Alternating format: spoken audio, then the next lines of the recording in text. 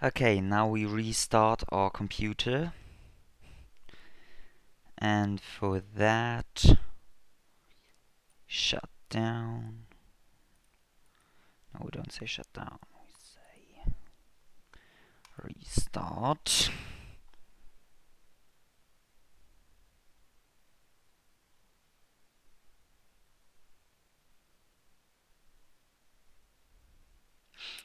And now the new bootloader will come up, and this bootloader is called grub, and we will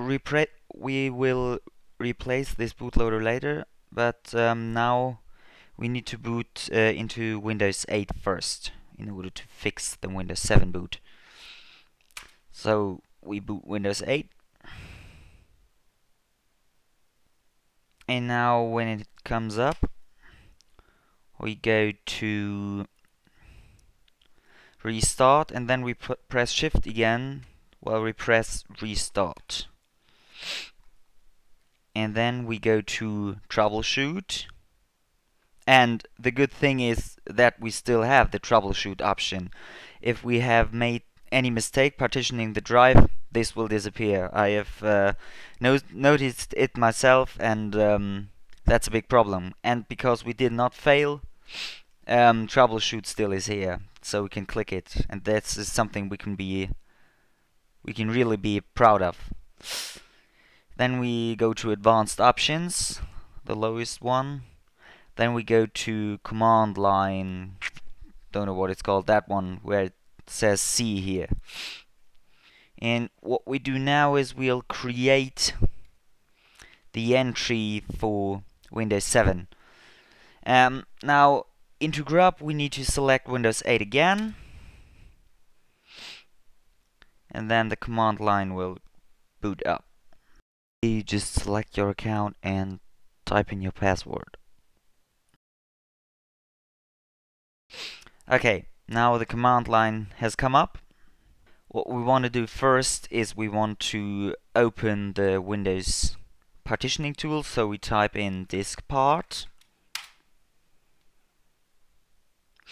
and then we type list disk, and now I'm going to select disk 0. In order to find out which disk you should select, you must just look at the list of your disks and find the one you have installed Windows 8 and Windows 7 and Ubuntu on.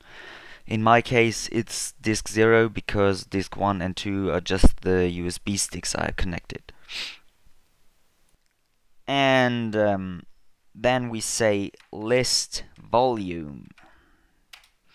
Now we see all the volumes, and the first thing we do is we say select volume 0,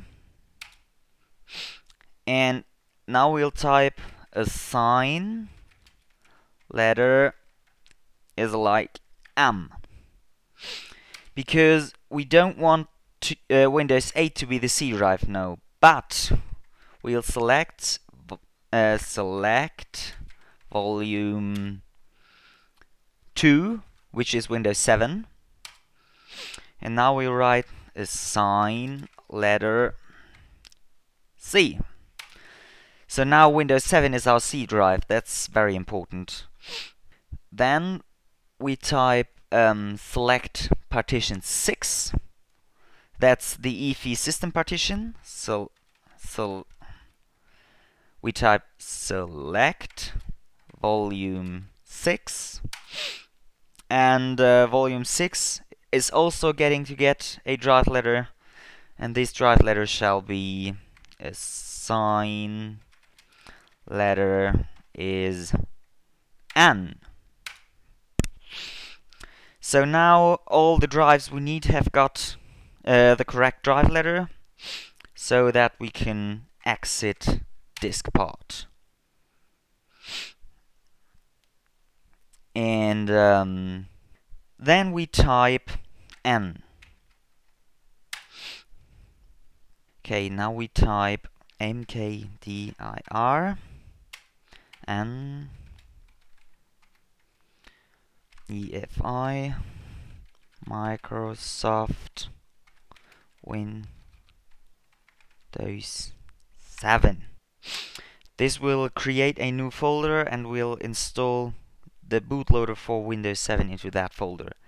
And now we copy by using xcopy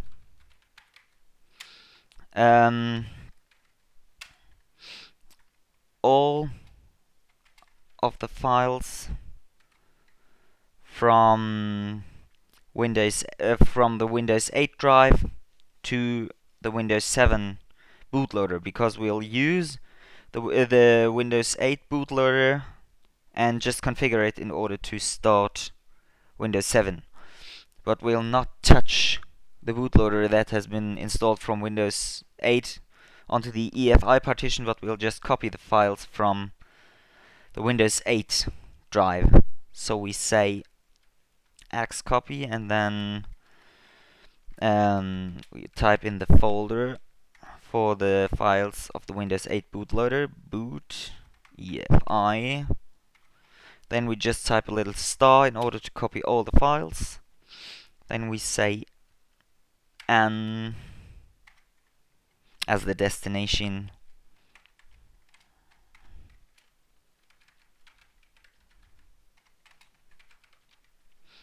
Because we want to copy the files to the folder we just have created. Then the next thing we do is we type N, and then we type change directory cd EFI Microsoft Windows 7. Now we are in the folder we just created, and now we'll create the boot sector. So we type bcd edit create store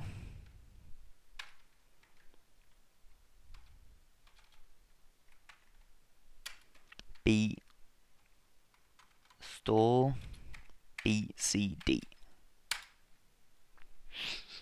and then we type bcd edit store bcd create,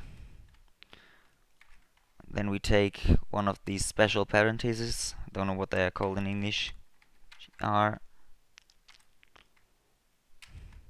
d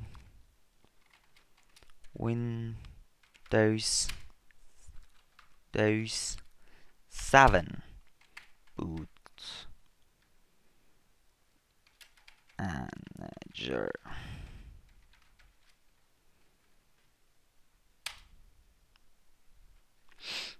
And then we type bcd edit once again store bcd create d Windows 7 application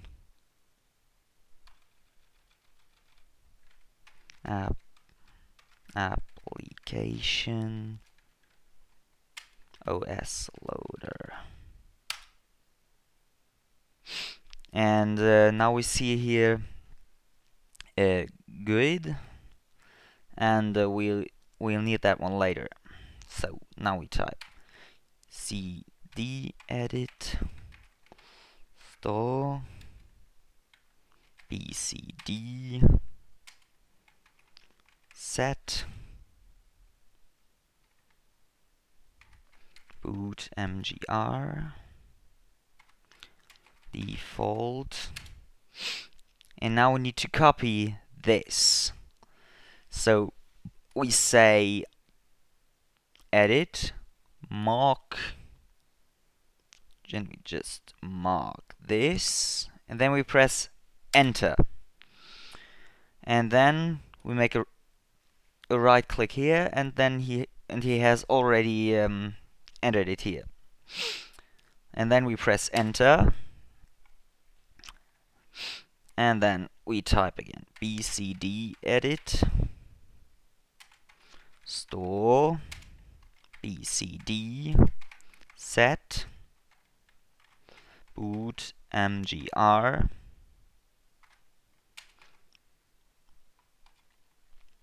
path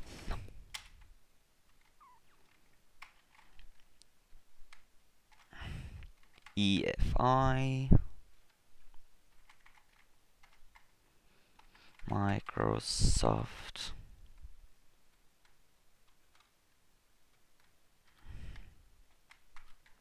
Windows 7 boot mgfw.efi.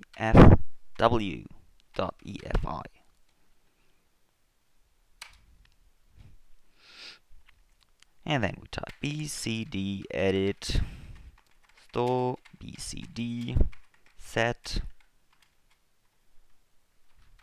boot mgr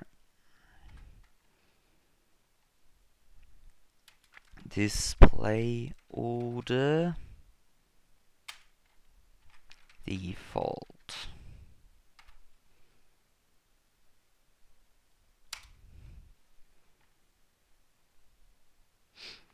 And now we type bcd edit store bcd set default device partition like C.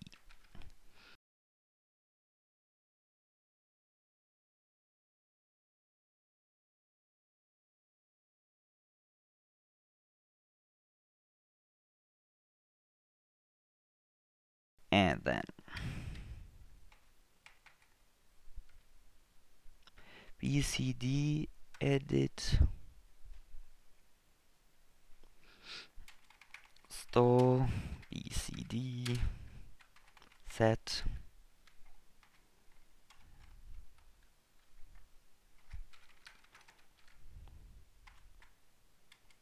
path Windows system 32 winload.efi.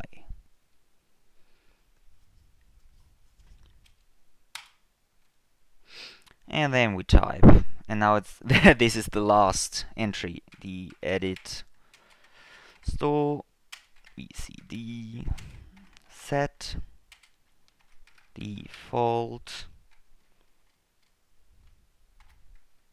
system root Windows.